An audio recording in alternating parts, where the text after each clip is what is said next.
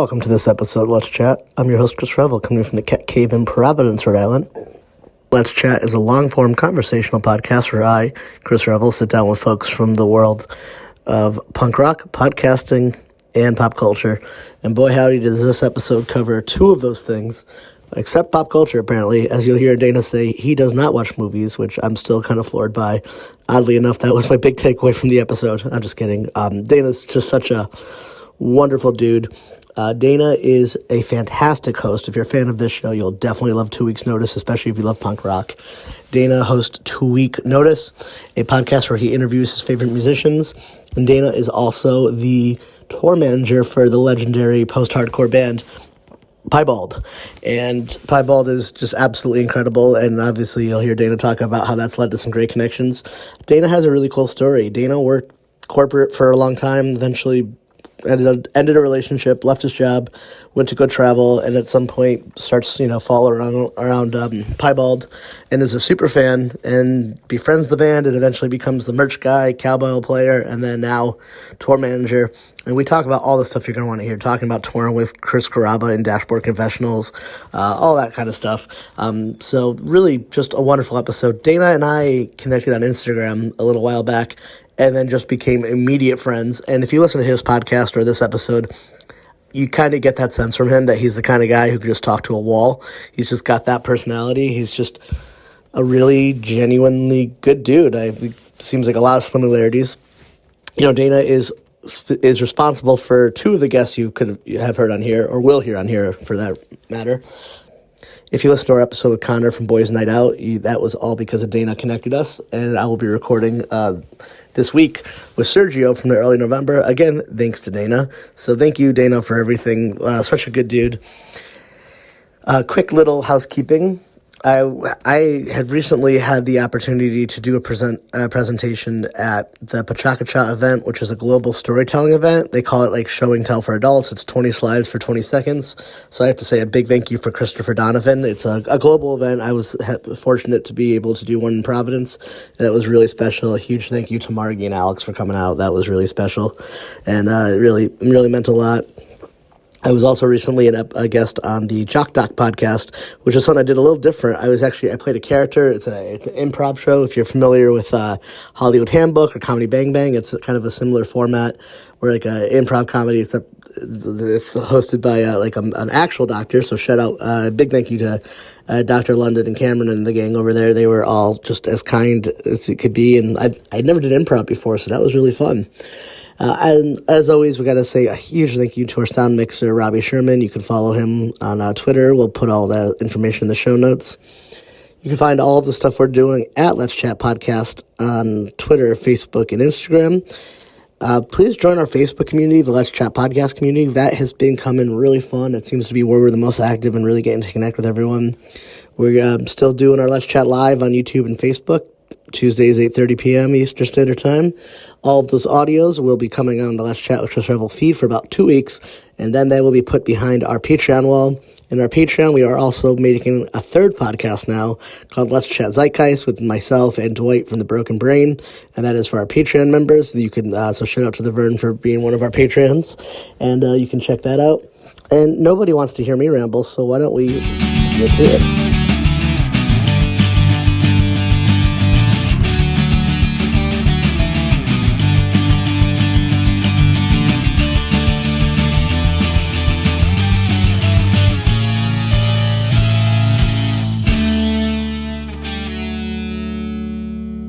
Answer your question.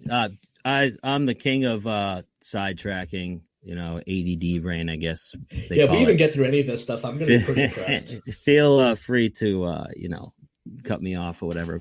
But so here's the deal. The first time I started this podcast, it was actually under a different title. I was not on tour with a band. I worked the corporate world for 8 years, and I was just miserable and always... I'm at 33 at this point, and I'm looking back at all my friends who went away to college, which I didn't do. I just went to community college and traveled abroad, and all I did was work through my 20s.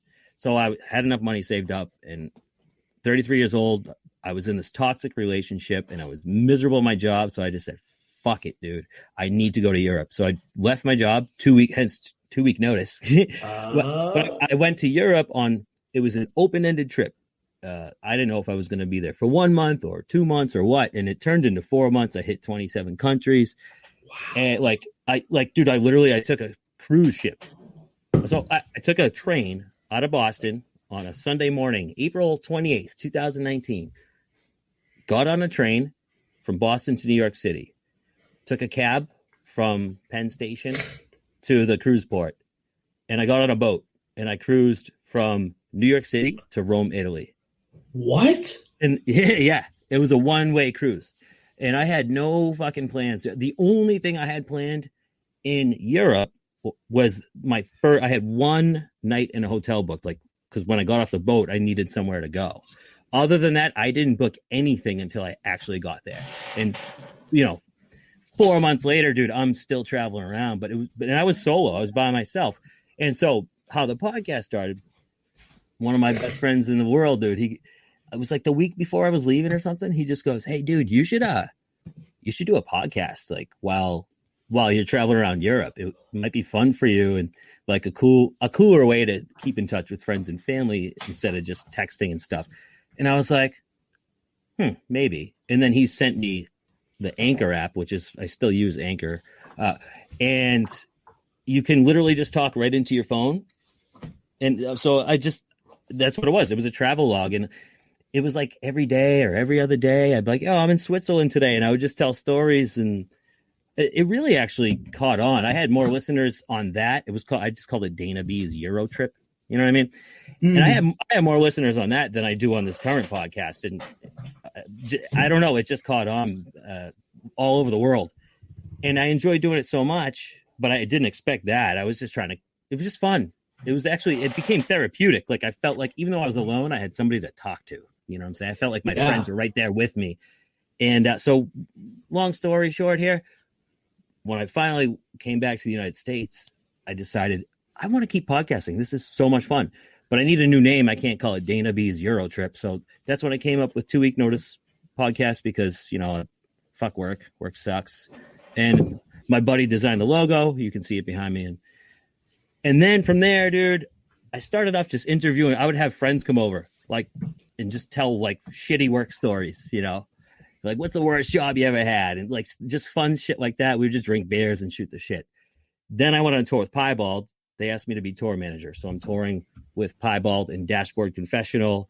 And I started doing a tour log. I would be in the van and I would have 10 minutes and I'd be like, "Here's what happened today on tour with Pibeald. I met Chris Carrara. Fucking whoa. All right." And then you could hear the sound check behind me. Oh shit, sound check time. Gotta go. And then the pandemic happened. And then I was like, why don't I start interviewing musicians and stuff? I know a bunch of people that I've met through Pibeald and through touring, and everyone's got time now. We're all shut down and stuck inside. So it has evolved into interviewing musicians mostly. And yeah, man. I like how you just trap it so casually. Just ask to do Pibeald's tour manager. So that actually takes me back to the beginning. You're a Boston scene kid, you're from Boston. Yeah, fucking Boston area. It's Boston, dude. Boston. Oh, yeah, I was born and raised in Lynn, which is you're from Rhode Island, so we're I grew up in Connecticut, but I've been in Rhode Island for about a decade. Same area. Ish, yeah, you know what I mean? New England. Us in New England, we're oh my God, that's two different worlds. Anywhere outside of New England, they'd be same thing. That's hilarious. You're no, it's a whole different world, Boston and Connecticut, Massachusetts. They're two different places. And you go to California, you're it's just one big state. Even just North Shore, which is north of Boston, or South Shore, which is south of Boston. Yeah, even that is forbidden. Yeah, but then the second you get out of Massachusetts, no one cares. You're no, it's all the same. Who cares? Well, I will say, so I'm from Lynn, which is right next. It's 2 towns up from Boston. If you go up the coast. Yeah, okay. But it's right next to Salem, Massachusetts, where I've lived. And when I travel, if I mention Salem, everyone knows it because the witches and the dark history behind that, the infamous, past there. And everyone's either "Oh my God, I want to go to Salem so bad," or "I've been there and I didn't realize how popular Salem was until I started traveling. Which is weird. I've never elsewhere. really been. I've driven through. I have my friend at work is from Marblehead, and I visited Oh him. yeah, But yeah, it's right the there. Marblehead people don't go into Salem. His words, not mine. They do a lot. Well, Yeah, this Marblehead person. No, I don't go to Salem. They they live in probably the stay water. away. They're in the nice part of Marblehead, like on the water. Yeah, yeah. Marblehead's Yeah, a very rich town. I believe, there was some survey or some sort of I think it's one of poll. the wealthiest in the country. I believe, yeah, there was some sort of list, like a few years back, and it was the richest Yeah, town in Massachusetts. we stayed at we stayed in Old Town, and our friend, they lived on the water, and they're like, this side of the water is like is where the poor people live. These are the $1 to $5 million houses, and across the water is the $20 to $50 million houses. I was like, oh, Yeah. just like my neighborhood. Well, It's the not. funny thing about that is, Lynn is just up the street or down the street from Marblehead, and it is the complete opposite of that world. I mean, it's 100,000 people, and it's one of the more ghetto cities in the state for sure. But I grew up in Meriden, Connecticut, which is like in between, like in between Hartford, New Haven, and like every town around us was similar. Everywhere around us was super rich, and then we were the poor kids. And so like I always feel like maybe that's like part of the punk rock comes out of us, and it's like you're like, oh yeah, the white suburbs. I'm like, yeah, but I grew up in Meriden. It was not what it's not. I feel like Lynn, from my little experiences, always remind me of Meriden. It's like you hear Massachusetts and North Shore Boston, you think of like Gilmore Girls, and I'm like, nope, it did not look like that for me at all. It looked a lot more not that nice. I wouldn't trade it for anything, man. I grew up, in a very diverse, diverse surroundings, and to be honest, I can't say I was poor. There were people in my neighborhood that were way worse off than me. But we definitely. Poor is such a relative term, though. I don't know what people mean by that. Like, we weren't on food stamps or anything like that, but we also weren't like financially. I mean, we weren't quote unquote like a definition poor. Like, I grew up in a good household and all that kind of stuff. But anyways, so you're from Lynn. So like, what gets you into the? Are we the same age? Are we of similar age? I was born in 1985, so I'm 35. Oh, you're younger than me. All right, so similar. I'm 36. How old are you? 36. I'll be 37 next month. Oh god, I was born in 84. All right, so what's your introduction to the music scene? And because I mean, Boston's pretty famous, like Boston beatdowns and all that stuff. Yeah, man, good question. So, to be honest, I grew up, and this is probably my Lynn upbringing, but I listened to only rap until like high school. Yo, same. And like that's all I listened to. What were you into? Oh, dude, I was so enmeshed in the Biggie Tupac war. I actually have pictures of me in middle school with the like R.I.P. B.I.G. shirt. So I guess now it's all pop. Who do you like? Died, I love Biggie. I love Busta Rhymes, P Diddy. I was really into the East Coast stuff. I meant Run DMC. I meant who do you like? I meant who do you like, Biggie or Tupac? I'm with you. Biggie is. I don't even think it's close. I don't even know why. I guess I understand why. But to me, like not to take away from Tupac, he was amazing. But Biggie's the GOAT. He's the Tom Brady of rappers in my mind. Maybe it's for nostalgia purposes. I mean, I definitely appreciate Tupac.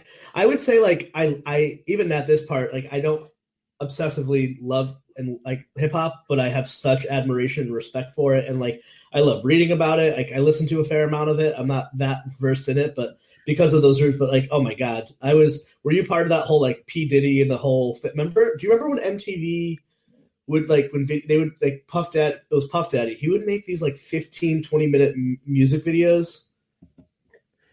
I don't know if I remember that.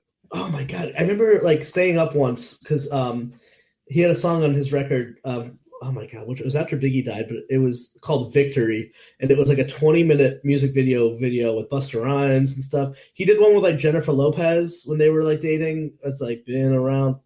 Should we just talk 90s hip hop for the next hour? Because it's going to turn into. Yeah, well, I mean, that was my shit. I used to listen to Jammin' 94.5 on the radio. Our world, as much as like when we grew up, like at least where I was, it was very like you can't listen to hip hop and punk rock like that. Just you weren't allowed to like it. Just like it was rock kids and hip hop kids didn't mix, but like I did. I was like, for me, I was like, are you kidding me? Like, I now can't. I know the history of music, like, they all steal from, they're all so enmeshed. Like hardcore and hip hop are literally birthed in the same city. I can't say that I had the same experience. It wasn't that you weren't allowed to listen to both, and it was just what I chose to listen. It was, I don't know. I just gravitated towards it, man. I loved rap, and everyone. I was the only one in my house who was into it. Yeah. My sister she was all about like the '90s alternative, like Alanis Morissette. She was obsessed with Aerosmith and Marilyn Manson and like Bush and like a lot of that stuff. And she was always trying to get me to get into that stuff. And it wasn't that I wasn't into it. And she's older than me, so I really admired her. And I would sit there and listen, but I didn't realize how much it stuck until later on, looking back. But, I have a younger brother, and he was listening to different stuff. But, my parents are classic rock. But my mom was always playing, like, Beatles records and stuff. So, but it wasn't until, to answer your initial question, like, high school, man, I finally, I still love rap, don't get me wrong, but I finally transitioned and just opened my mind and started listening to other stuff.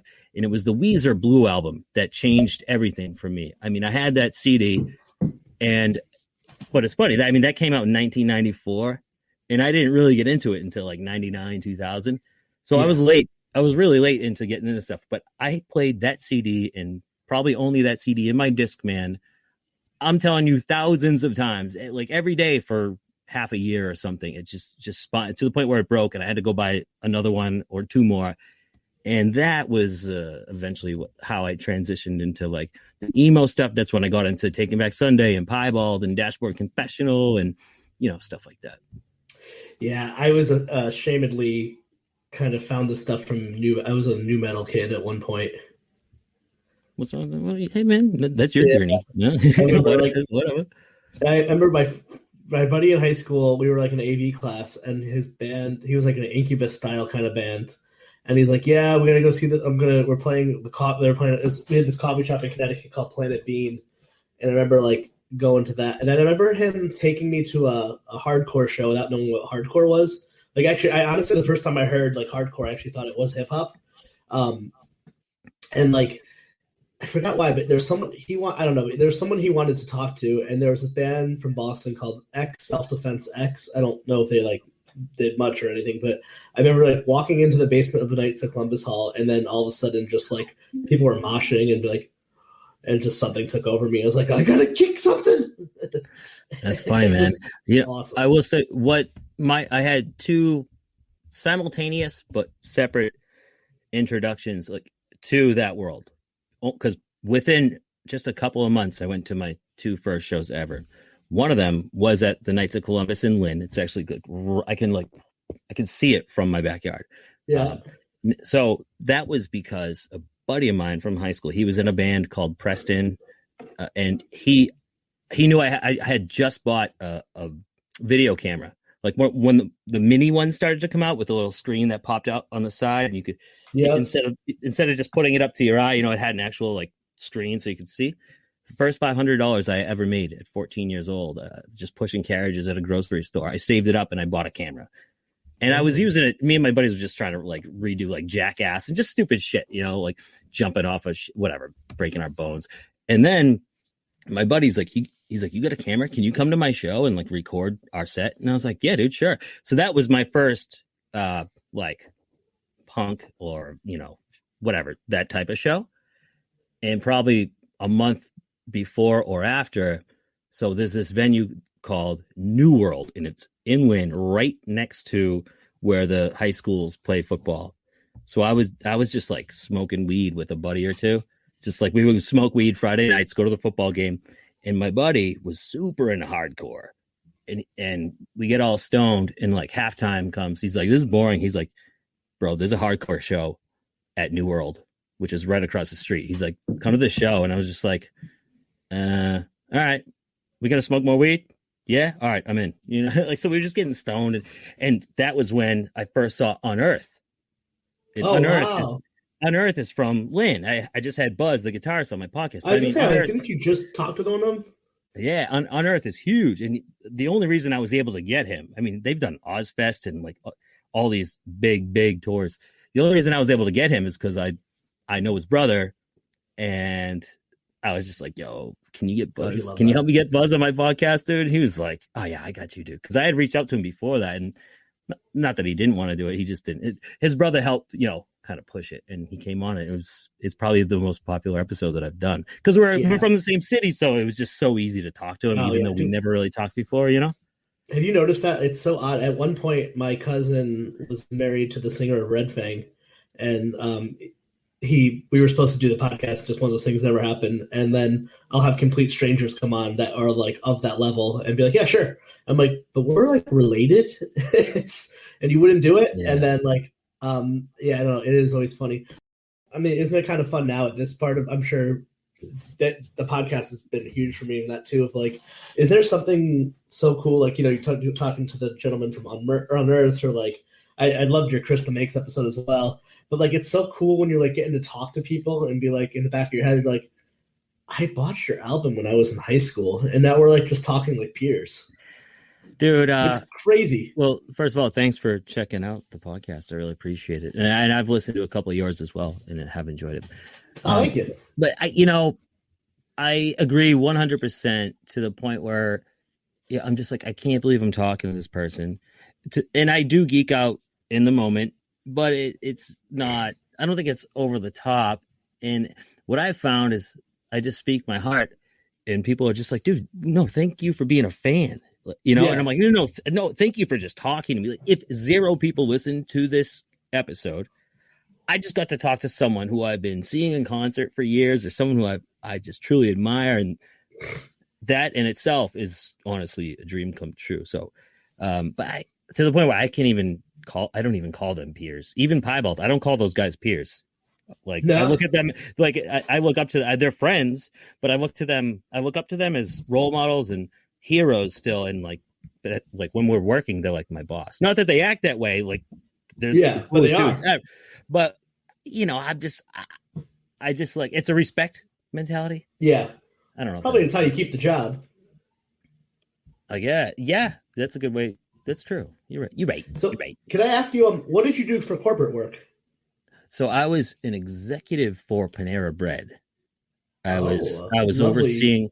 There's a franchise, Panera Bread franchise in New England, in Massachusetts, New Hampshire, and Maine, and I was overseeing 64 locations. I'm so mad when you guys changed over your tomato mozzarella panini, and I've never forgiven you. But one hell of an Asiago cheese bagel. Yeah, so I was actually, more specifically, I was the director of baking. So the overnight bakers, well, Panera has overnight bakers, like every single Panera Bread. And so I was overseeing the bakers for 64 locations. And so it was really good money. I mean, I was making 6 figures, and not, I don't mean that to brag. I just mean like, I was making really good money, and I saved up, and I made a couple smart moves financially, and it was really hard to leave because of the money. But that's how miserable I was. I was just like, this is not for me. But when I left, my dad, like, this was 2 years ago. He's still mad at me. It's just like, what do you mean you quitting your job? You're making more money than I've ever made. I still feel that, like, he's just like, because he's an old school blue collar, Yeah. It's like, and you try to, I want to become one of those people that has so much money I can tell everyone that it doesn't make you happy. I'm not there yet, but I want to become one of those people who has so much of it and be like, I promise. And there's this great Jim Carrey quote. He's like, I wish everyone could have all the money in all the world and find out it doesn't buy you happiness. It's just true. I mean, at some point, like, I mean, I think that's awesome that you were like self-aware enough to know to be like, I don't have to do this. Like, money is good. Don't get me wrong. Like, there's like a level, but like, at some point, like, if you're making 6 figures, but like your life is fucking garbage, what is the point? Like, to me at least, there's 0 point of being that miserable for that. There's not enough money to be that miserable. And I didn't have a bad. It was a great job. I can't even talk, badly about the company or the people. They did a lot of good things, but at the same time, there's like I don't like the corporate vibe so much, but you know, and I didn't make a ton of money, but I made a couple really. I bought a couple condos and I rent them out now. Yeah, And so where I'm at now, like I'm in my parents' basement, dude. I'm 35 that's years awesome. old, but now Yeah, it is an in-law apartment, so I have my own entrance, I have my own kitchen, I have my own yeah. I bathroom. own a house with my It's in-laws. like a little studio, and I'm still Yeah. renting out my other two condos. Like Oh, so smart. people pay me rent. Yeah, it's great, dude. But every time my dad walks, maybe this is the guilt. I think it's probably half true and half guilt. Yeah, But probably more guilt than anything. I fit no because now I'm just bartending, and like we live on a pond, right? And I bartend at a restaurant that is on the same pond. So I literally just I just kayak to work. I swear to God, in my life, that's how I get to work. I walk out my back door, I hop in a kayak, and I kayak to work, and I tie it up, and then I walk up the ramp, and I'm there. But I don't know, maybe he's subconsciously jealous, but I don't even think I just don't think he understands me. Like, because when I was saying I was going to Europe, he's like, what do you mean? What do you mean you're going to Europe? He hasn't been anywhere other than like Las Vegas, and I love my parents with all my heart. Yeah, but there's just a disconnect there where he's just like, you need to make money and you need benefits and blah, blah, blah. But I'm like, dude, I'm 35. I have no fucking kids, and I'm recently single at the time. And like, I want to be happy. I want to go see the world. That wasn't what you wanted to do. Yeah. But this is my journey, right? Dude, I don't know. Does that bartending gig, does that help with the flexibility to go do tour management and stuff? Oh yeah, because it's primarily a summer bar, so it's kind of seasonal.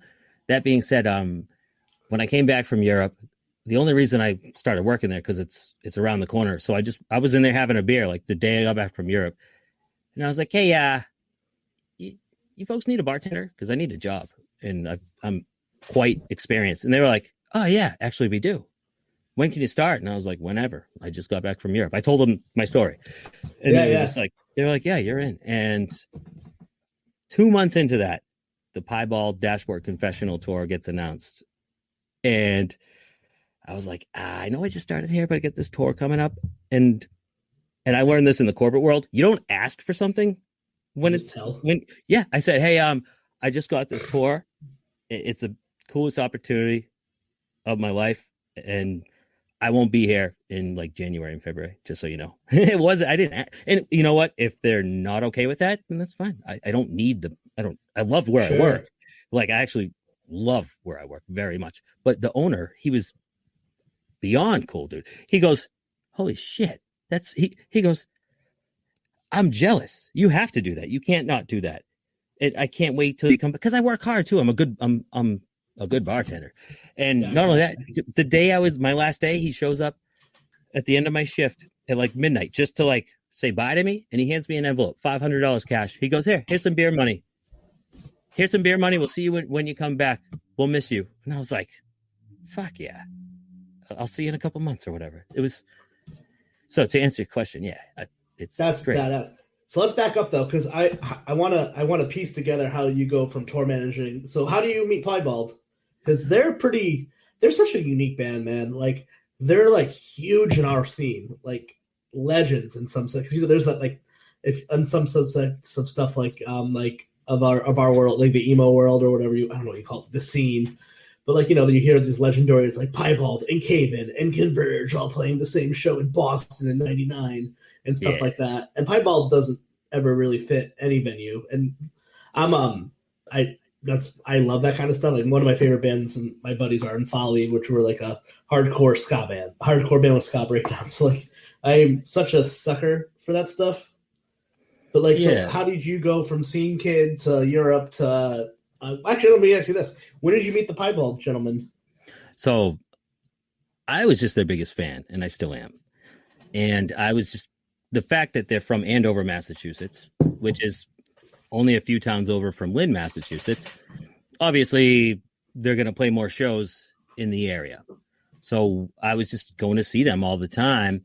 And they're very approachable, dude. Like, every show, even when we're on tour with Dashboard, they'll I sell the merch too. But after the set, dude, they'll go backstage, clean up or whatever, and they come right out and they'll stand next to me and just to talk to the fans and meet people. And so they've always been very approachable, and I've always like actually at first I was always so like shy. I'm not a shy person at all. I can talk to anyone, but sometimes like, especially like, 20 years ago, I'm like, oh my God, that's the guy. That's Travis from Pibeald. I just didn't want to bother him and I was nervous. So, but eventually I worked up the courage to have conversations with them at the shows and they got to know me only through that.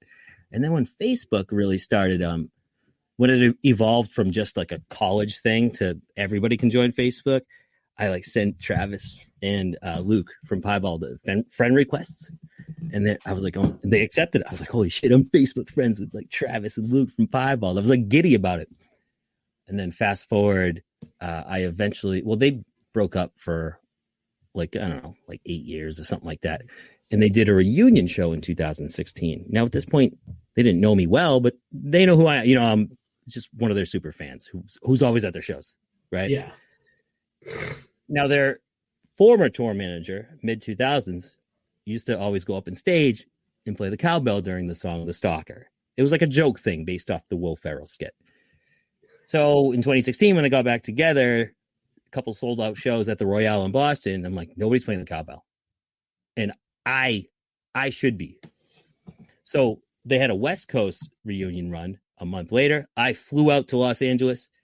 I had a carry-on size piece of luggage. And in that, I had a few clothing items and a cowbell.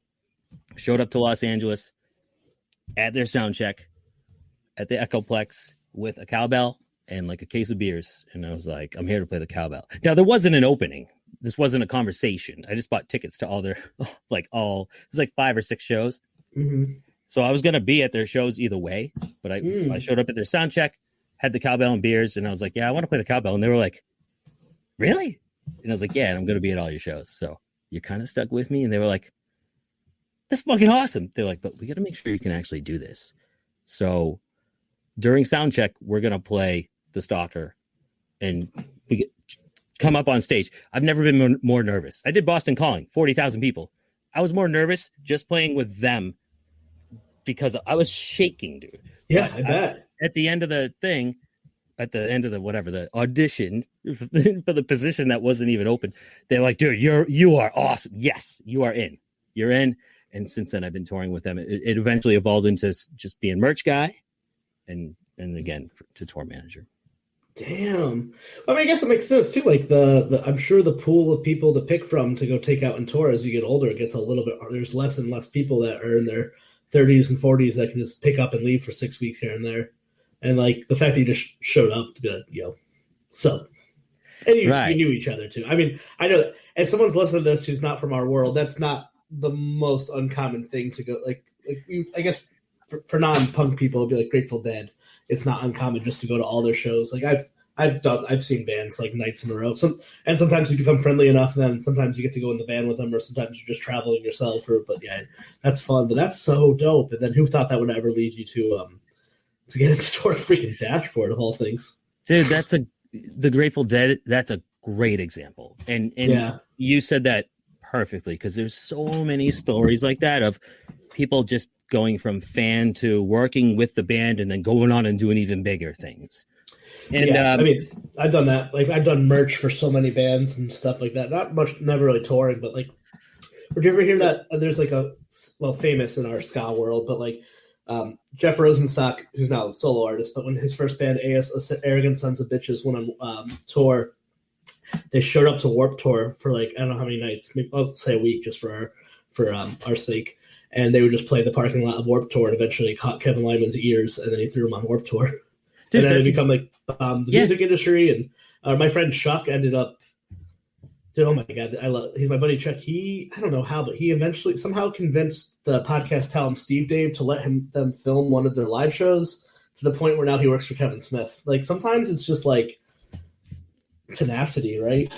Yeah, persistence. And you just got to be sincere, and not creepy.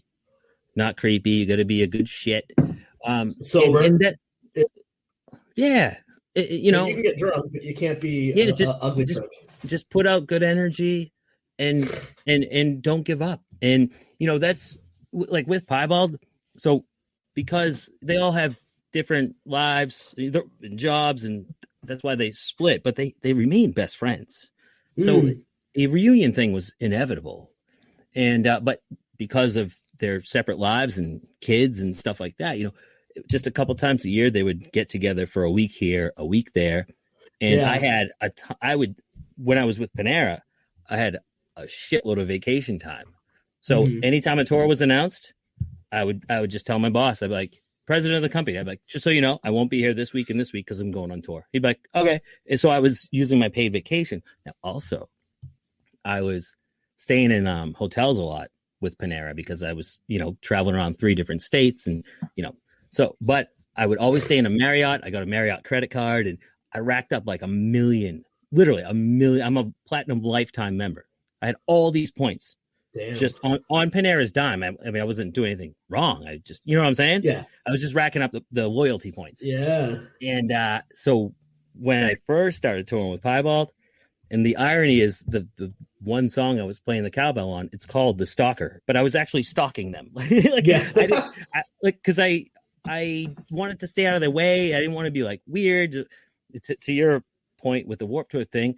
So I would book everything. I would stay in my own hotel rooms. And there was a running joke because they would be driving from show to show and I would be flying from show to show and staying in like Marriott's. They were just like on the road, like all crammed into one hotel room and staying in like these really nice.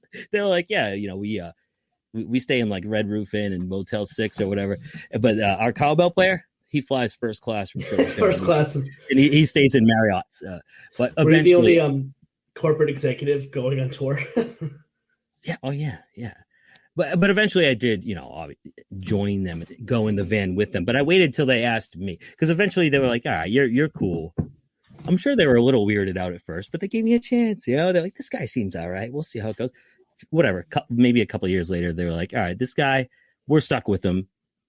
And we need a merch guy. Because at first they had a merch guy. They had a tour manager, so they didn't need me, but they let me hang around, which was just a dream come true. And yeah, yeah. That's why I was with Folly. Just hang around until you become friends, and then you just become friends, and it's dope. The very first tour, this is a hilarious story. Like maybe 2 or 3 shows in, we were touring with the band Limbeck. Yeah. So this is my first time. Like, so not only am I with Pibeald and with Limbeck and this other band that called Facial, it was so fun. And maybe the second or third show in, this guy John, I got a shout out to John Cheese. He tour managed Limbeck. Merch guy extraordinaire. You know John Cheese? Not personally, but I've heard him on. Yeah, he's a legend. Yeah, he's a legend in our scene. One of those behind the scenes legends. I've heard him on several podcasts. He's tour managed Pibeald. There's an episode on my show with him coming up. He's tour managed Pibeald, Limbeck. He's toured with My Chemical Romance, and he has great stories. He even has his own certified gold record because he was the guy who was selling all those Warped Tour compilations, just hustling, selling those CDs to kids. So he's got a thing with his name on it, gold record. So I always knew who he was as well, but I had never met him. Now, this made that tour even more special because he was tour managing Limbeck and he was also doing merch for Limbeck and Pibeald. And I went up to him and I was like, yo, man, I saw you on the Pibeald DVD, 10 years ago. It's so cool to meet you. And he's like, yeah, cool to meet you too, whatever. And like third show in, he just goes, I was like walking by. I was like, yo, Cheese, you need water? You need anything? Can I get you anything? He goes, nah, I'm good. He goes, by the way, I got a question. I go, yeah, what's up? He goes, who are you? And like, where did you come from?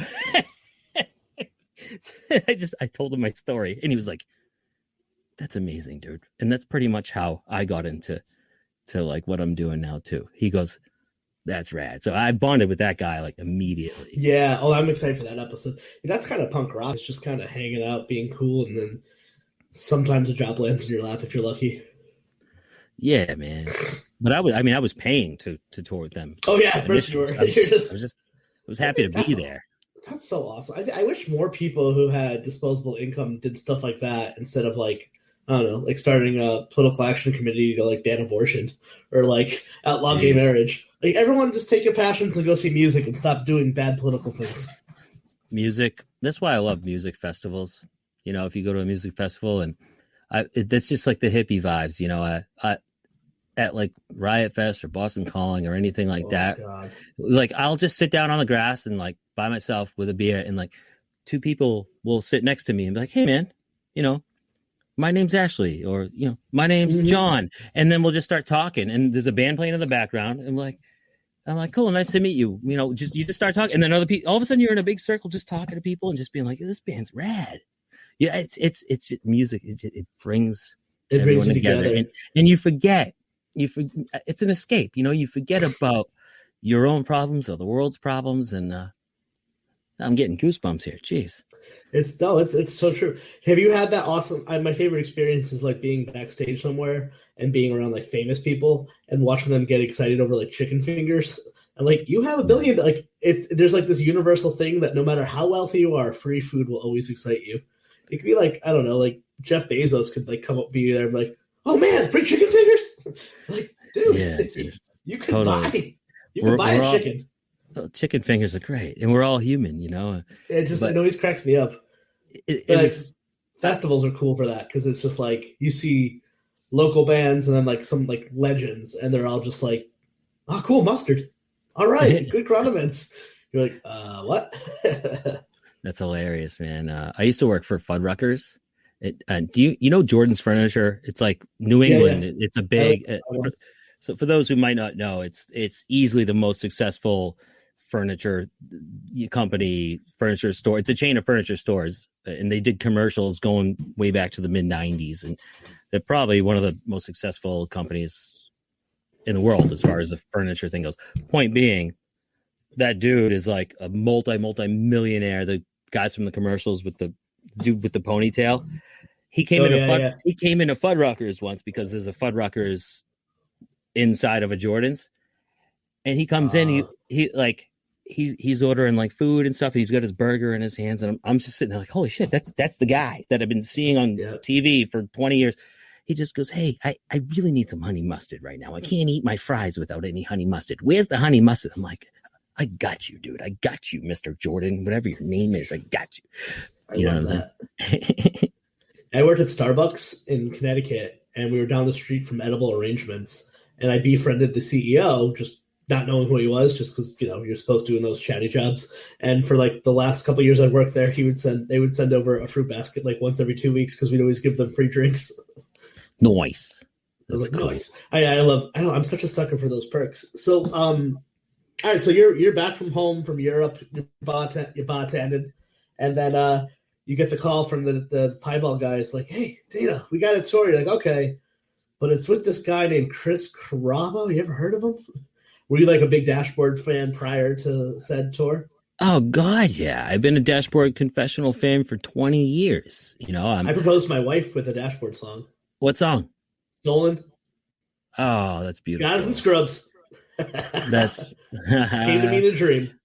That's so cool, man. I had a dream that I was proposing to her on a beach, and that song was playing in the background. So that's how I kind of put it together. That's I swear. Beautiful song. I'm getting goosebumps again. I swear on my life. That's like one day when Chris Carrabba will do the show, I'm going to tell him that. That's so beautiful, and yeah, I'm sure he gets that all the time, though. Of course, yeah, because I know a lot of people would agree with this. Like probably like 1 million people. That guy, in my mind, he's the king of emo. And what he did was super punk rock, even though his music doesn't sound like dude too. Punk rock. Well, yeah, and he really, really did a punk rock thing just by hustling, working hard, and getting any possible gig that he could. And that a lot of that included opening up for people in his network, which were hardcore bands. So be a whole bunch of hardcore bands, and he was just standing up there with an acoustic guitar. Those kids didn't want to hear that shit, but he never gave up. And his friends, like bands like H2O and just people from Youth on Glory. Yeah, but even before that, like like straight hardcore. And he told this. I had him on my podcast, and he told this great. I love this story, and I won't tell the whole thing, but because I'll butcher it. But basically, dude, he was opening up for H2O at this hardcore show, and people started throwing quarters at him, like they were bouncing off his guitar, bouncing off his cheek, just throwing. And he didn't quit. He was saying he rushed through his songs. He's like, I just want to get through this. Just get through this. And then he started to like walk off stage. I think he cut his set a little short just to like get the fuck out of there. And all the dudes from like H2O were standing with their arms crossed. And they're like, where you going? And he's like, oh, well, like I'm done. They're like, nope, go back out there. Keep playing. And by the way, pick up all those quarters because you earned those. Damn.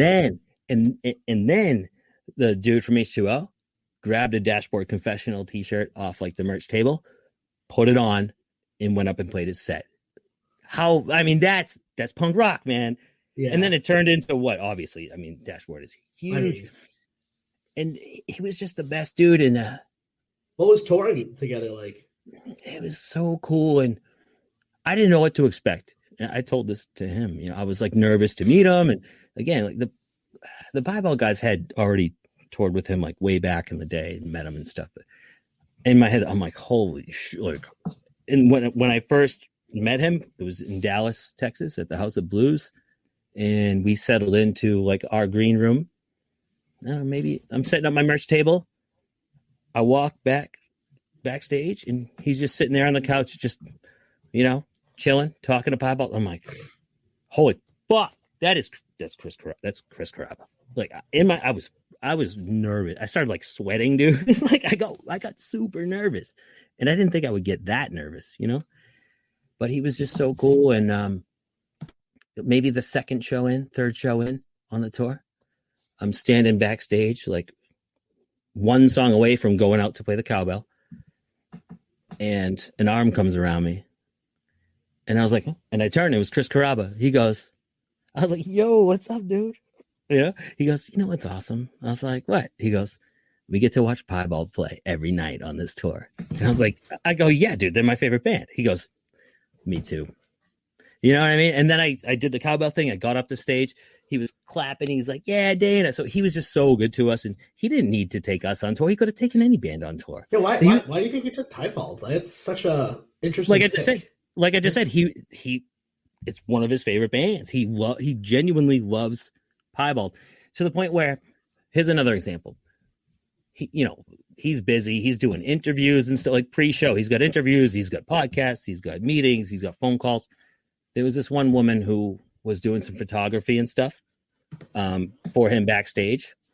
And I got to know her a little bit. We start talking. She was like, hey, just got to let you know, Chris like really loves your band. And I was like, yeah, he told me that. She goes, no. While Pibeald was doing sound check, we were like talking and he was talking to someone and he goes, hold on. I really want to hear this song. This is like one of my favorite songs. So he was just so sincere to the point. And on the last day of the tour, dude, he was like, yo, dude, like take my number and text me sometime. And I was like, okay. Sure. Yeah. But I never did. I don't want to like bother him and stuff. But then a year later, when I started interviewing people for the podcast, I still had his number, had never texted him. And then I, sent him a thing. I was like, hey, dude, it's Dana from Pibeald. I was like, you told me it was cool to text you. I hope that's still okay. I got a podcast. I would love to have you on the show. He answered right away. He was just like, dude, totally. Yeah. He's like, less than a week later, I'm talking to him like you and I are talking right now. That's so crazy. Yeah, he's hard to get a message to. Like I've searched. He's a great guy. He's a really good guy. But so just so you know, like to answer your question, yeah, he's the man. But I didn't know going in. I had no idea this was the first like really big tour I had done. I had only done Pibeald headlining shows and like a couple festivals before that, so I didn't know what to expect. It was like your first tour, and you have to work too. You're not hanging out. You're tour managing. Yes, sir. So you actually have to do stuff. Like when headaches arrive, that's where you come in. Yes, and I've said this before, but I always will say, I was tour manager, yes, but those guys have been a band since 1994. In 1994, I was 9 years old. They didn't need me. They chose me, and they believed in me. So while I was tour manager, it was really kind of like a college course, on tour managing, and they taught me everything. And they were just they took me under their wing, and I fucked up a couple times, and they. One of them will pull me aside and just be like, hey, man, so what you did there? Yeah. So next time, this is how you want to handle that. And so they really, really just good mentors. They're the best guys ever. ever. And I'm still with them for future shows, so I couldn't have fucked up that bad if it's still. Yeah, I was gonna say that was a big test for me. I was nervous just doing that. I mean, now that the pandemic is where it's at, like, is there plans or hope like you'll probably go back out with them? Yeah, so we're doing Furnace Fest in Birmingham, Alabama. That's dude. And like the last week in September. Yeah, everyone's fucking playing Furnace Fest, dude. That lineup, how insane is that lineup? It's so sick, dude. It's like so bands like good. With Honor and bands that don't like that were never that big but big in my area are playing. There's so many. I mean, it is like one of the sickest lineups I've ever seen for a festival in my world, and the bands that I like. Now, yeah, it's like our Woodstock. I want to just go hang out backstage. I don't even want to see music. I just want to just talk. Do it, everyone. So what's cool about that is every time Pibeald does a festival, well, we're all getting together. Might as well do a couple other shows. So we're doing 2 or 3 shows with Thursday, like the same week. And that's a dream. I fucking love Thursday. I've been a Thursday fan forever too. Same. Are you guys doing anything around this area? Boston, Rhode Island? Not at that time. And there's nothing announced yet, or there's nothing even in the books yet. However, what I can say is, pre-pandemic, Pibeald was starting to do holiday shows again, and holiday shows have been a tradition for Pibeald going back to the 90s. Yeah. So we did a holiday run in 2019. Then the Dashboard tour happened like a month later, and we started talking about doing more holiday shows. Everything shut down, and I think if we can pull it off, we're going to try to do holiday shows again. Just don't hold me to it because they all have their own individual stuff. But but as far as obviously, Pibeald will play Boston again. Well, I'm asking selfishly. Of course, I want to go to the concert and be like, "Oh, hey, Dana, what's up?" Yeah, actually, I just want to hang out with you, drink at your bar. We can hang out, totally, man. I'll buy you a beer. Yeah, I just got tickets to Streetlight Manifesto in Boston, and I just interviewed Matt. And Sick, I think he wants to do another podcast up in Boston. I was like, yes. That's always the best part. And I love them. There's a lot of hype for that show in particular. There's so many people who are like, yo, you going to Streetlight? And the only reason I haven't bought a ticket to that show or any other shows right around that time is because I don't want to commit to that. And then, because like I just said, Pibeald, there's a chance we're going to be doing these holiday shows. So if we don't do the holiday shows, I'll go to that last minute probably. Yeah, I actually am limiting my concerts for the near future because of my hearing. I have to get like these special custom things. Now I'm only going to see bands that I really want to see instead of. At first I was like, I'm going to see everything, and now I'm like, oh, I got to really limit the amount of concerts I go to, which kind of sucks. Bummer, dude. Streetlight's on there, obviously. I actually, to be truthful, I liked Pibeald, but I didn't really get back into really into them until like 2019. I remember listening to Travis on Going Off Track. And then really diving deep into the holiday album. Like all my friends loved them, but I just do that one song, "Hey, You're Part of It," and then recently I've been doing a dive. I'm like, damn, like I just love their strong structure. I don't know, they're just so weird. Yeah, American Hearts is the song. The album right here is behind me. Yeah, I've been staring at it. So it's called "We Are the Only Friends We Have." If anyone who's listening wants to check it out, it's I'm biased obviously, but it's my favorite album ever. I was trying to find a pun to drop in this interview at some point, but I couldn't find a natural way to want to be like. I was like the whole day. I was like, I gotta find a way for him to be like, I'm not in Pibeald, but I was like, yeah, but hey, you're part of it, and that's all I thought about all day, and I couldn't do it. Don't force it, man. Don't force it. I forced it. It's been forced. You forced it, bro. It's okay. The problem. It's okay. So tell me about before like kind of wrapping towards the end of like well, I mean, the podcast is great. Like, are the people you're getting, are these just friends or like just friends of friends? Or are you kind of where I was? Or well, it seems like going into that you might have had a couple more connections than I did. If you look back at my back catalog, it's like my episode 1's like my father-in-law, and the first few episodes are like literally like my friends. And then it took me it took some time to get to where we are, but I'm happy about that. Well, that's funny, man. It sounds like we've taken a similar path. Like I said earlier, I started off, I would just get you my had buddy. A much better job than I did. Well, even still, I just mean I would have. No, I'm just teasing. I would have, somebody over who I grew up with, but we worked together at some other restaurant. Yeah. And it's like this dude is a character. There's nobody like him. He's hilarious. Come over and let's just shoot the shit. And also, I got to give you props because you've been doing your podcast since what, 2013? Is that correct? Yeah. Oh, thank you. Dude, I mean, yeah, dude. I respect for that. That's cool. It's definitely an addiction. Yeah, dude, I love it. But yeah, similar start. It was just my friends, and I was just trying to figure things out. And I didn't plan on it being what it is now. It just really naturally evolved into what it has. And but to answer your question, it depends. Like the Pibeald guys, right? I've had all of them on because they're my homies and they have great stories, and I wanted to have them on. And then it was just like Chris Carrabba, like I said, he told me to text him sometime, and like a year later, I was like, you know what? I bet he'd come on the podcast. So some of it is, through that. I would say it all kind of goes back to Pibeald to like, for it to have gotten to the point where it is. Like I've had Tucker from Thursday. I've had Eddie Reyes, who founded Taking Back Sunday. Yeah. Dave McQuain. Thank you. I really appreciate that. I work in I work in behavioral health, and like I'm a drug counselor as well. And to hear him talking about like recovery and stuff, and he was very open. Like at least for my ears, I'm much more in tune to recovery talk. Like early in your interview, I can kind of hear him dancing around it. I'm like, oh, yep. He's part of the secret society. And at some point, he said that he's like, yeah, I lost my mind. Alcohol. I was like, there it is.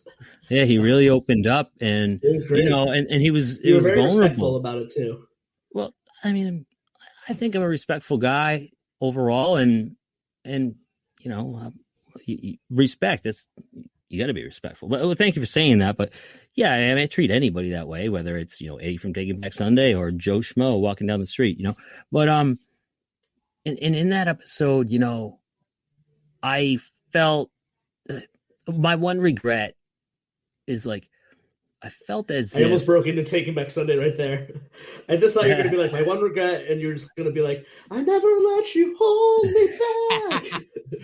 I will never ask if you don't ever tell me. We should just bust it out right now. If you don't ever tell me, I know you well enough to know 2 weeks notice. I'm not a singer. Boom. Yeah, 2 Week Notice Podcast is the name. Yeah, no S, people. But listen, but here's the deal. I felt like I got a vibe like he didn't want to keep talking. I think he said it on the show. He's like, are we done? And he was like half joking. And I was like, oh, and we were at about an hour. So I was like, all right, in my head, I'm like, we should start wrapping it up. And then we wrapped it up and I hit stop recording. And then we kept talking for at least another 20, maybe 30 minutes. And he goes, dude, why'd you stop recording? But he's like, you should be recording this. And he really opened up even more about his sobriety. And like, he told some, like, I was like, in my head, I'm like, fuck, I wish this was recording, but I'm not going to just hit record on him. And, it's like, just like, we're not journalism types. But then when he was I would never fucking do that. But when he was like, dude, you should have been recording this. I was like, damn it. And Taking Back Sunday, I mean, that was one of those moments like Chris Carrabba or Krista Makes from Less Than Jake or Eddie or a lot of these people. I'm like, I can't believe I'm talking to this person. I cannot believe this. And then, so when we hit stop recording, and maybe there's people that I still text just through that. They're like, hey, how's it going? Or vice versa. Or they like, they don't just get off the call. We'll just keep talking for, even longer. I'm like, wow, I think I just made a new friend, Yeah. Well, I have you to thank for that with Boys Night Out. Cause you're like, oh yeah, hit up Connor. I told him, I'm like, oh, sure. And then I was like, oh my God. All right, let me tell people the story. Hopefully I'll do this in the intro, but I remember I saw you on Insta, you just posted something about Boys Night Out, and I was like, oh man, it was Trainwreck, which is actually one of my favorite albums ever made in the history of music. And so good. And you're like, oh, hit him up. And I was like, oh, I don't know, I'm scared. You're like, just do it. I was like, okay. You were H2O, and I was Chris Carrabba in this scenario. And then so he's like, yeah, it's just easier to text. So we just started. I sent him a text, just very respectful, like, hey, so and so, blah blah. I think the next day, him and I texted for like after our episode a few times. Actually, I talked to him yesterday. Like, all of a sudden, he's like, yeah, man, we got to find a way to work together. I was like, and they're like, oh, cool. I'm like, dude, you don't understand like how many times I've listened to your music. Like, hundreds of thousands. And I love all their albums. Like, even besides Trainwreck, I was a huge fan of Make Yourself Sick and all that stuff. So it's me too. Yeah. It's cool. And then the flip side is nobody knows who we're talking about outside of our world. So then you're like, okay, but it's still cool. That's okay. But I knew he would. I was just like, this guy would do Chris's podcast. Because I got to know him. I didn't know him before. Yeah, so Sergio Anello of the early Sergio. I talked to him today too. We're gonna do that. So if anyone's listened to the later episodes, and if you hear Connor from Boys Night Out and Sergio from early November, you can thank Dana for those two. I hope I can connect you with some cool people in return. Yeah, man. I mean, I'm not worried about that. I'm just, I have nothing to like. Yeah, I mean, some people are like territorial, and I'm not like that. I'm here to. It's bad energy. I'm here to network, and also it helps those guys like Connor. I mean, I knew he would be an easy guest, and he's so funny and just easy to talk to. And Sergio, same thing, dude. That guy, he'll tell stories for days, and he's like so approachable, and he texted me today. He's like, dude, I got a new album for my solo stuff coming up. He's like, I'd love to come back on your podcast, and I was like, dude, don't you love that? That's what I'm saying. I'm like, dude, are you kidding me? Anytime. And he was one of the first interviews I ever did for music interviews. I was like, anytime you tell me, and I'm always a couple months ahead. Like I have the next couple months already recorded at least, and others already scheduled. So, but if someone like a Sergio has something that's coming out, say August 1st, I'll bump him up. Right to the front because he has to promote something at a specific time, and he was there for me way back in the day, and not way back in the day, but way back when I first started doing this. His scene ethics, man. So I was like, yeah, anytime. And that was when I was like, wait a second. I bet Chris would want to talk to him, and I bet he would love to come on Chris's show. So of course. That's how anytime I can do something like that for you or for the guest or anybody, I'm happy to, Have you run into the territorial thing? Because I've had some less than positive experiences with some people accusing me of stealing guests. And I'm like, I'm trying to explain to people, like, one person should go on multiple podcasts because not everyone listens to yours or mine. Like, the idea is that this person needs exposure, and they should be shouting it from the fucking rooftop, regardless if it's like, I won't get too into the weeds, but I remember someone getting mad because we released an episode of the same guest, and they're like, oh, that's going to take away from my downloads. And like, unless you have sponsors, your downloads don't mean shit. Like at this point in the game, like, not if I get 1 million or if I get 7, nothing changes tomorrow. Like, there's no status change other than excitement. So I'm like, man, I think it's awesome. Like, I love when I love like getting into like share and communicate and build this community. And I'm not a gatekeeper, but I try to I don't like that mentality of like, well, I interviewed Dana so that no one else could have Dana on his podcast for 6 months. I'm like, well, that hurts you, not me. That hurts the guest. Yeah. And I can't say I've gotten that, I'm new to this podcast networking thing because I like talking to you, we just started talking recently, and I've been on a couple other podcasts recently, and for the most part, people are cool. But I've gotten the vibe. I can't say I've ever had something directly, but I've definitely gotten the vibe from a couple of people. I'm like, I can see this person just they're not interested in helping me out or me helping them out or whatever. But I just think that's applicable to any job. The bar I work at, right? My fellow bartender, anytime there's a new bartender hired, my fellow bartenders, they're like, who the fuck is this? They're going to take all our shifts, blah, blah, blah, blah. It's just like, no, listen, just come in, work hard, put your head down, and they're going to take care of you. Our boss and our boss's boss, the owner, they're great. If you just do a good job, you'll be fine. Yeah.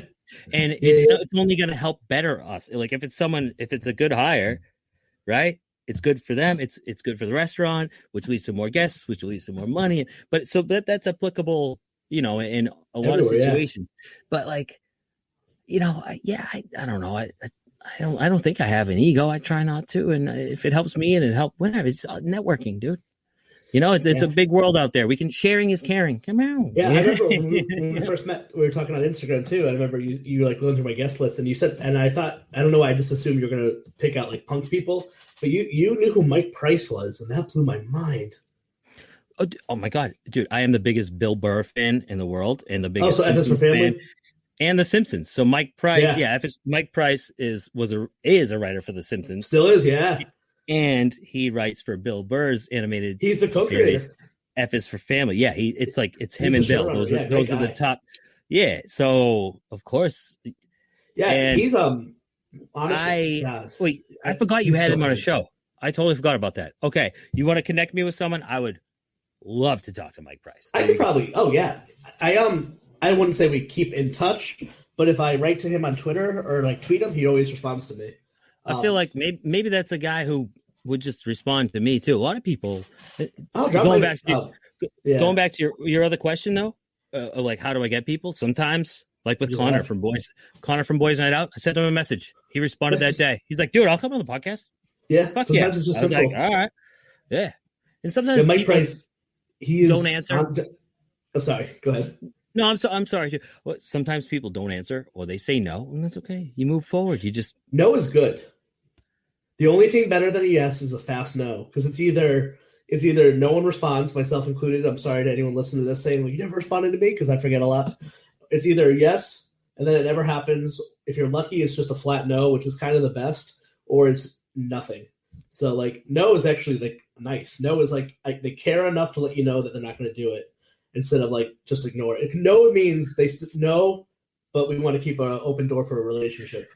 The hardest one is when people are like, oh yeah, I'll totally come on, but like, right, I'm really busy this month, hit me up next month, and then I'll do that. And I don't have any problems or issues with anyone, but then I do that and I'm like, yo, I'll literally put a thing in my calendar. I'll write it down, message this person on June 1st because he said next month, and I'll send him a follow-up message. Hey, it's Dana from 2 Week Nose Podcast. Just following up.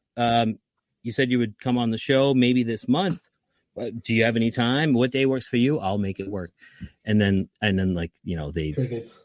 Yeah, there you go. And it's just a bummer, but I get it. I think that's part of the game. It's like, I think you gotta like, for every episode you put out, you probably try to get 10 people that don't pan out. 100%. I make a list like weekly on like Sundays, and I'll write down 10 names, and I'll say, reach out to all these people tomorrow, and then I'll send them all messages, and sometimes 1 out of 10 responds and it's a yes. Sometimes it's 5 out of 10 and it's like, hit me up later. But that you just got to make goals or set goals and just keep working towards it. And it snowballs, man. And that's how I really started getting these people. And now it's at the point where it's just like, when I send a message, before it was just like, hey, I tour with Pibeald and I have a podcast. I'd love to have you. And they would be like, oh, dude, I love Pibeald. Sure, I'll come on the show sometime. But now it's that. Plus, I'm like, here's the list of guests that I've had. Yep. Chris Caraba, Krista Makes, Tucker from Thursday, Eddie from Take It Back Sunday. And I'll list a few names, and they're like, oh, yeah, dude, I'm in. So the names to get names. It snowballs, networking. You get the idea. Yeah. I think Mike Price was probably the biggest at that time. Was the biggest. I mean that got me in Huffington Post. Like that got me on Vulture. That was cool. It was 2016. It was the biggest thing for me ever. And I really think, and that was the moment. But then I could write to every follow up. Hey, so and so past guest includes Simpsons writer Mike Price, and like that was one of those watershed moments of like, and also honestly, truly one of the kindest human beings in the world. Like he's such a sweet guy. And which is so funny is because, he's a Simpsons writer. He works with Bill Burr. And I'm like, you worked on All Real Monsters and Teen Angel and Homeboys from Outer Space, which is like no one asked him about that stuff, which I think just he lit up. He's like, nobody knows about the Joan Cusack show that got canceled. It's like, but I do. Well, I think you're similar too. Like you do your research. Like you kind of like, I'm never bringing anyone on for any other reason, truthfully, like, because at the end of the day, it's just about my time. It's like, as selfish as that sounds, is like, I don't want to talk to someone just because they're attached to something big. I actually need to care to make this work. So like, I gave a shit about him as a person. And then I turned out he did a lot of work I loved. I read I'm sure you're the same way. Like when you're doing it with one, like you read, you listen, and like you kind of feel like you know them before you talk to them. Yeah, that means a lot to the guest. And, that really, it really pours through. If you're sincere, you're speaking from your heart. I always have notes because I like to be prepared, but at the same time, like I always, you got your notes right there. Yeah. But that's just in case, I don't know. I just, there's a whatever gap in the conversation, or just Where to I don't keep forget. keep me on track, or maybe I found something that I never even knew. I'm like, holy shit. Or I write down fan questions, stuff like that. But the reality is, anyone I've talked to, just like you said, and this is why I liked your show, the couple episodes that I checked out, man, I'm like, this guy is just like me in that he's sincere, good heart, and just like really an honest person, and just going to speak his mind. And so anyone I've talked to, I've honestly been a fan of. Yeah. And I feel like our shows mix. When we first connected, I was like, oh yeah, this is punk rock. Let's chat. Yeah. Well, thanks, man. It's pretty cool of you to say. It's just, I ask questions that I've been wondering for 20 years, or I'll just be like, dude, I saw you at that show at the Worcester Palladium back in 2005. Do you remember that show? And then we'll just talk about that. So I love that. That. I'm hoping to see. I'm really excited to see where your show is going to go. I think I think you've got whatever it is, and I think if you stick with it, like you're really gonna. If it's something you want and you really stick with it, I think you got the it factor. Like I can really see you ended up on like a Jabberjaw, or like kind of build it. Like if I don't know, everyone wants different things, but I'm far enough into this now. I'm very confident to say I feel like I have a good eye for talent.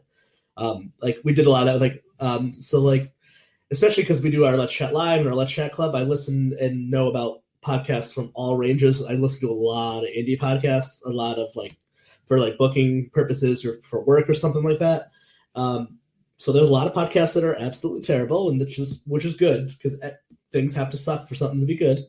But now I feel like 2-week notice is. I feel like you can really run the distance with it if you make a go at it, which I think it seems like you are. I mean, your guest list is pretty impressive. Oh man,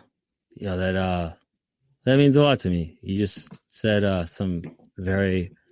Yeah, I can't wait. When we're doing this again, we're gonna do it well, I'll come up to Boston or vice versa. We'll do this in person because virtual is cool.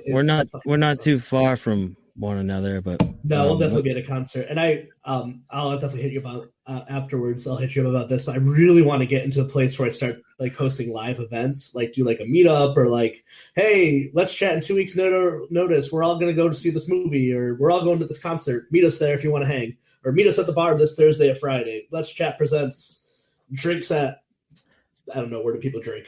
Appenine Brewery. The bar. I'm really bad at movies. I don't go. I haven't been to the movies in 15 years. I don't do movies. And I know that's weird, but I'll totally go to a concert. But I need to say, man, what you said. You said something around the Marvel movies. No, I don't do movies. Trust me. Yeah, that's fair. All my friends give me shit for it. They're like, you seen Back to the Future? And I'm like, no. And they'll quote Wayne's World. They'll quote anything. I haven't fucking seen. I've seen. Totally me. I've seen some movies, obviously, but I'm just not a movie guy. But dude, thank you so much for what you said. Oh, of course, because it's stuff like that really will carry me. Tucker from Thursday and Eddie from Taking Back Sunday. So Tucker and Eddie, both of them, at the end of the chat, they were like, I'm insecure. I fucking hate listening back and editing. I'm like, I hate myself. Why did I say that? What you said, someone like a Tucker or Eddie from Taking Back Sunday, they're just like, hey man, keep doing this because you're on to something. I'm like, oh my heart is full, dude. I can't believe I got to talk to you, and now you're telling me I'm good. Yeah. So thank you, Chris. Seriously, thank you. I do intend to keep. I will keep doing it, and I know you truly mean it. That's why. We'll do something together. And I'm stoked, and well, good for you for accepting the compliment because it took me a long time to even acknowledge that. I remember having Stephen Smith on. Do you remember Fuse? Stephen on a rock show way back in the day. No, I don't. I've heard. Yeah, he used to host Going Off Track when I was listening to him, which was one of my favorite podcasts. I love Going Off Track. Me too. I've met Jonah. He's the fucking man. Yeah, I've had everyone except Brad. Brad is the only holdout. I've had Benny, Jonah, and Steven all when they used to host back in the day. Great podcast. I love those dudes. But I remember him complimenting me and being like, "Yeah, whatever. You don't mean it." And then through therapy and stuff, being like, "Accept the compliment. People are being nice to you. They're being vulnerable, and you deflect it or hurts them." And I was like, "Okay." it is funny where you just I don't know. I feel like for myself, I'm not sure if you have this, but for a lot of the time doing this, I was me was stopping the show from progressing, because I was always like, it's just a hobby, nobody really cares, even though my numbers and everything that a normal person would look for would say opposite. It was, I know it's going to sound so lame, but I didn't believe in myself until like life stuff happens. But that's for another day, because I got to go to bed soon. I'm like you, I have to wake up early. I have a 4-year-old who's getting over a sickness that was so nice of her to give to me. So that's, I'm a little nasally tonight. Oh no! All right, dude. So I cough on you for 4 straight days, and you're like, I wonder why my throat is sore. Well, Chris, thanks so much for having me. I'm here to chat anytime. Okay, as we start to wrap it up, though, like, is there anything like we missed? I feel like we could do this for like 8 hours, and then we still wouldn't have uncovered everything. Yeah, I mean, I could talk to you all day, so I'm happy to do this at any time, and we'll continue to work together. I have a feeling that we'll, like you said, meet up at some point. But as far as plugs, 2 Week Notice podcast, look it up on pretty much any podcast platform out there, Apple, Spotify. It's the one with the peace sign, 2 Week Notice. Look that up, and if you dig it, hit subscribe and stuff, and just check out whatever. Look through the guest list. If it's something you're into, then check it out. Follow me on Instagram. It's at Dana Fuggin B, DANAFUGGENB, Dana Fuggin Boy. That's me. Other than that, dude, I'm just living in my little fucking bubble, and just pretty much working the bar and podcasting. That's been my life. Hitting that cowbell. It's not. I will say it's nice to be in the cowbell, but it's nice to be on this side of the microphone. I always get insecure about that, because I'm like, oh shit, like now at first it's like, oh, this is easy, because I've been on a few now as a guest. The first time I'm like, oh, this is easy. Like, I don't even have to do any preparation. I just got to sit here and answer questions. Then when I actually did it, I was like, oh shit, I have to be like entertaining, and people need awake and conscious. And it is a little stressful, but your muscle memory, like anything, it just eventually turns to muscle memory. But like, I've always heard that. I've always heard it said it takes 7 years to find your voice. Like for comedy, music, podcast, I guess any creative endeavor, it takes about I've always heard that it takes 7 years, and like now I look back, I'm like, yeah, around year 7 when I started to feel like I'm actually good at this. Well, I hope I feel the same way at year 7 myself, and respect for what you do, and thanks, man. I'm always honored when anyone would even consider having me. So thank you, Chris. You're awesome. Oh, okay. Yeah, thanks to those you got to go back. Hey, Pibeald, thanks for opening me up to become a podcast celebrity. Well, I'm not a podcast celebrity at all. Not yet. Yeah, awesome, man. All right, thank you, man. This was fun. Yeah, anytime, brother. In a world with 2 brothers, 6 bottles, and endless opinions, comes a comedy podcast tale as old as time. The Half Hour Bros podcast has been hailed as so funny, you have to hear it to believe. Join Kurt and Tom as they talk beer, reviews, and the world as they see it through their slightly drunker eyes. The Half Hour Bros podcast is streaming on almost all major platforms.